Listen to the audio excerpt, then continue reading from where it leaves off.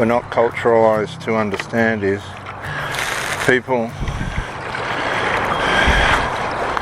can get tired of one another. Now it can be both ways, or it can be one way, but the fact of the matter is people can get tired of one another, and that can play a price, take a toll on the relationship.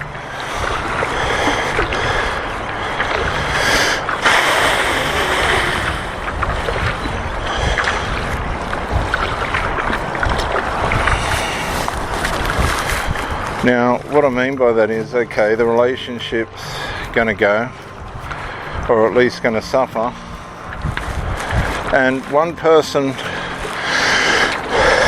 will always have the upper hand while the other person suffers, and there'll be little pushbacks, but if someone knows the other person doesn't want to lose the relationship and they're willing to put up with the abuse, then they'll push it and push it until something breaks.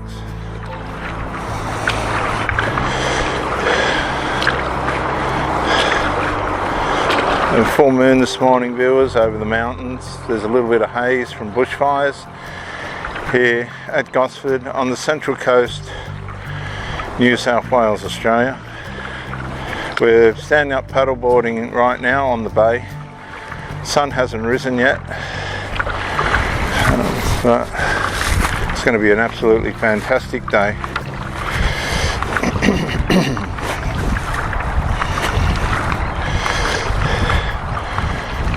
Now, when you're in a situation where your value has been diminished, you need to step up.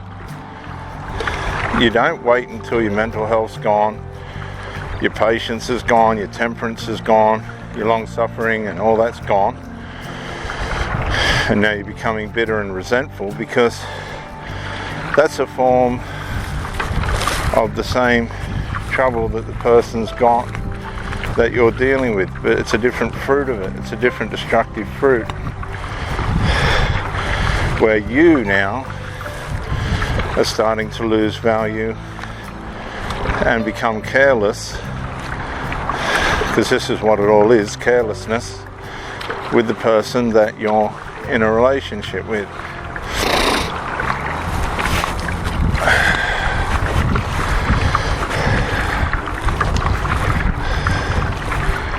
So you're now taking on those abusive attributes, but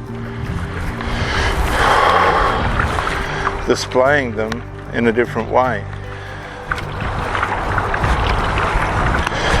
They're both destructive. They're both signs that the relationship needs to end. There's obviously no resolve.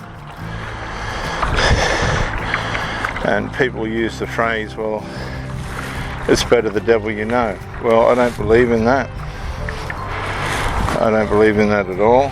I think that it's better to not have the devil at all. I'm sure there's some of you listening to this that would agree with that. You're better off on your own than with someone that's going to torment and harass you while taking supply, emotional and intimate supply, from you.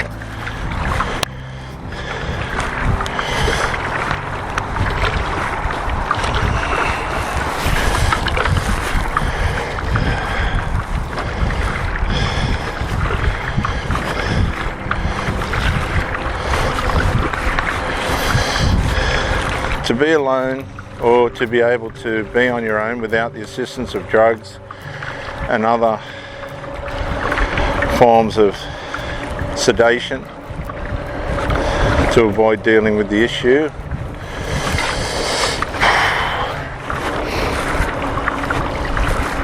You need to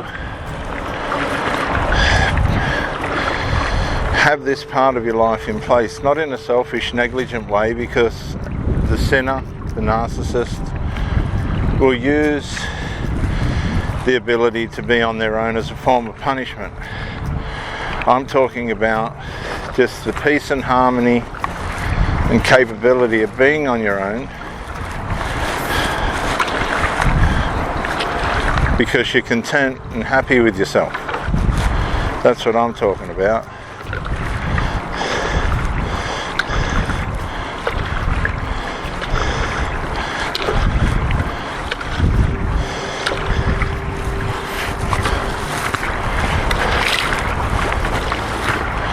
That's a superpower today.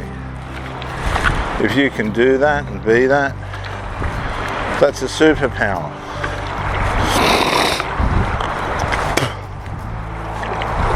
Excuse me.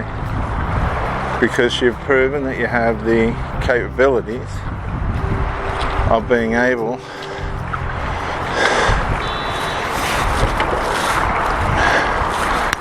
to address things in a relationship that are going skew-if. It's the people that are in relationships that don't address the problems for what they are. They just ignore everything until everybody's run down and run out, that are the problem.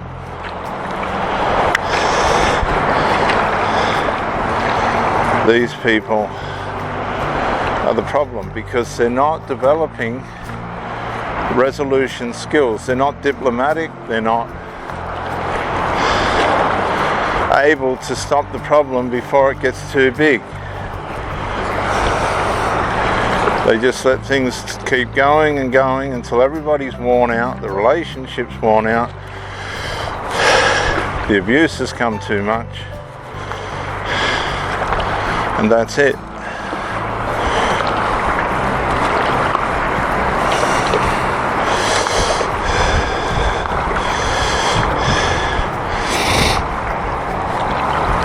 And there's people that will encourage this kind of mentality and play into this kind of mentality if it suits. There's a lot of people that have high moral principle, but they find themselves in immoral situations and they'll bend to the immorality to meet a need, but then they'll soon find out that the immorality has no faithfulness or loyalty to the welfare and health of the person that they're with. None. Absolutely none.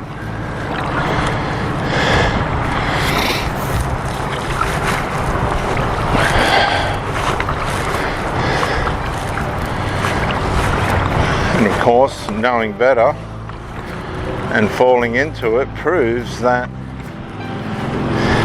we are all susceptible to sin. Okay, and I don't believe psychologists like the word sin because it sort of scratches out most of the diagnoses that they come up with, and it sort of just gets straight to the root of the problem, which the Bible describes as sin, and the cunningness and deceitfulness of it. And it sort of leaves a person in a situation where they have to confront themselves.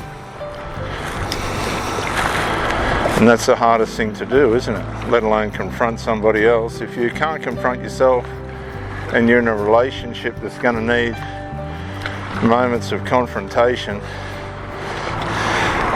and you can't confront yourself, it might be best that you go away and deal with yourself before you get mixed up in a relationship, because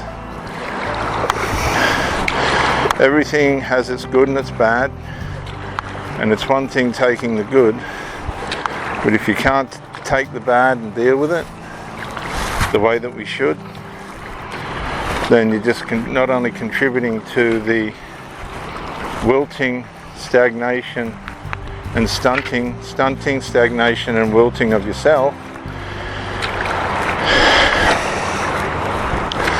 but you're also abusing the other person that you're with.